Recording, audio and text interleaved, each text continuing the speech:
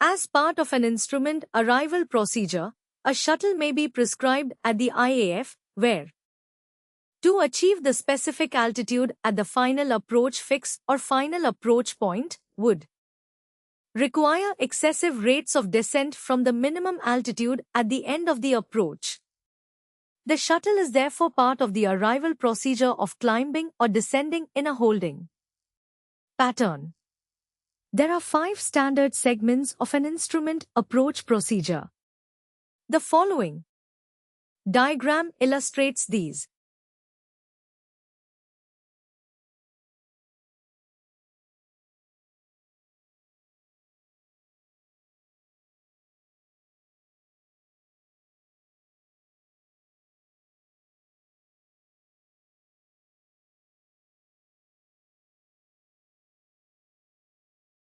Arrival routes are published where necessary or where an operational advantage is obtained.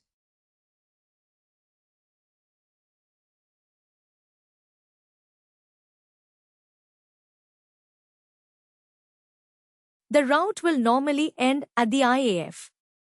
Omnidirectional or sector arrivals can be provided, taking into account minimum sector altitudes when cleared to leave the ATS route or airway, or will be transferred to the approach controller at the destination aerodrome, and the aeroplane will be cleared to the facility at a specified level. The aeroplane flies to the IAF and, with the approach plate to hand, the pilot will report.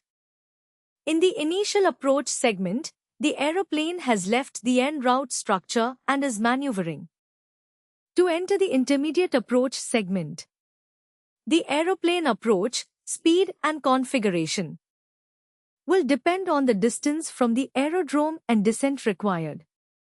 Normal track guidance is provided along the initial approach segment to the IAF with a maximum intercept angle of 90 degrees for a precision approach and 120 degrees for a non-precision approach. If the course reversal is required, it is usually accomplished during this segment. There will be no intermediate fix as such, but the aircraft will be considered to be on an intermediate approach when it has completed the reversal maneuver and is inbound to the final approach fix or point. The intermediate approach segment is where the aeroplane speed and configuration should be adjusted to prepare the aeroplane for the final approach.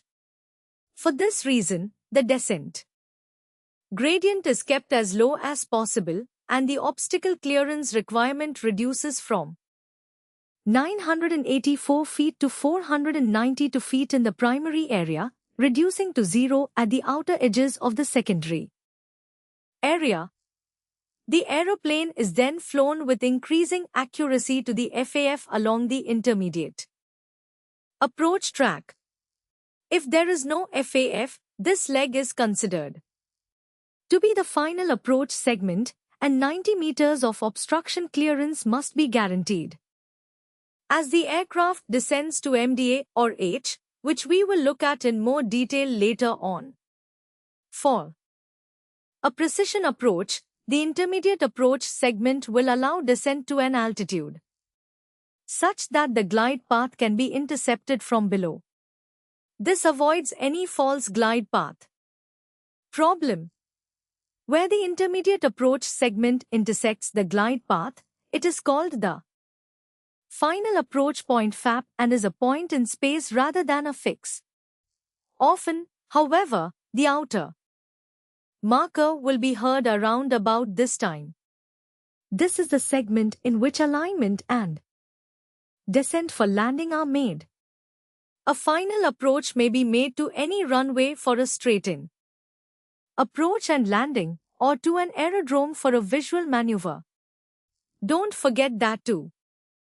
Types of approach can be made: the non-precision approach and the precision approach. The non-precision approach with final approach fix has a segment that begins at a facility or fix, the FAF, and ends at the missed approach point, MAPT. The FAF is positioned on the final approach track. at a distance that permits configuration and descent from the intermediate height to the MDA or H for a straight-in landing or circling. The optimum distance of the FAF from the threshold is 5 nautical miles, the maximum distance being 10 nautical miles.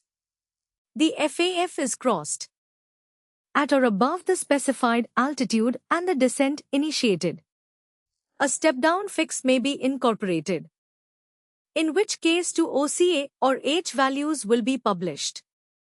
For AVOR or DME approach, several types of fixes may be depicted, each with its own crossing altitude.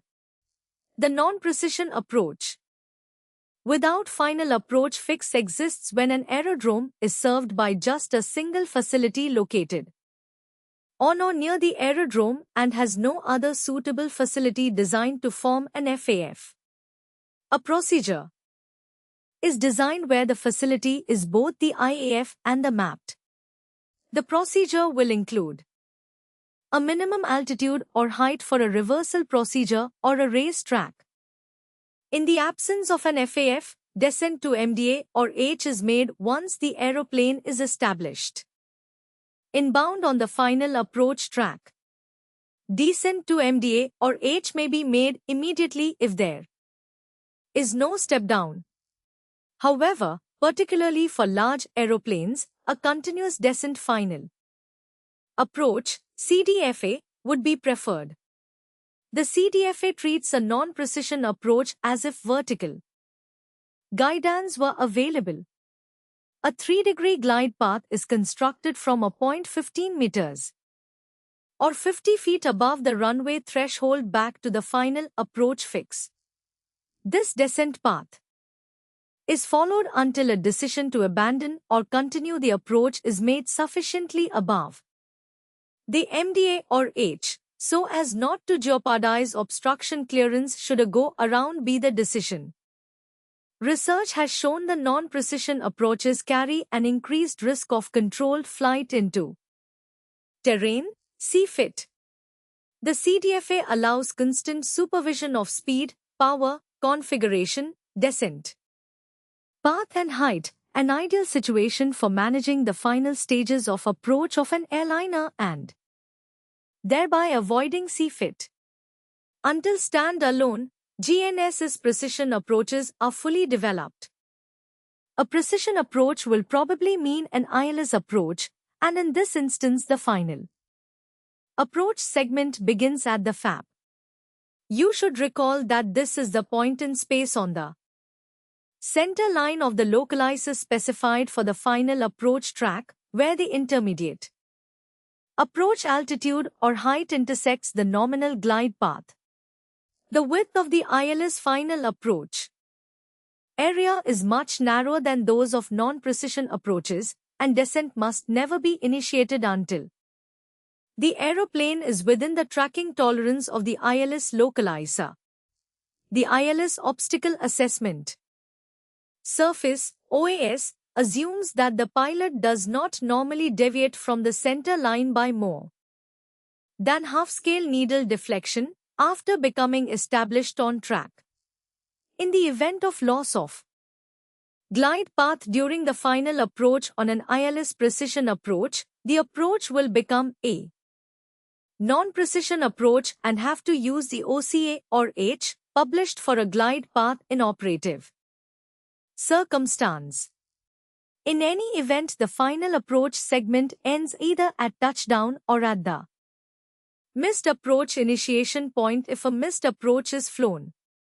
When determining the decision height for an ILS approach, the obstacles in the approach path and missed approach areas, along with the constraints of the ILS installation, are considered.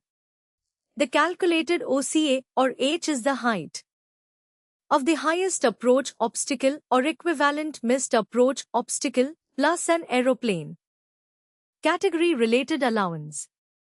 The OCA or H is published on the plate for the categories of aeroplane for which the approach procedure is designed.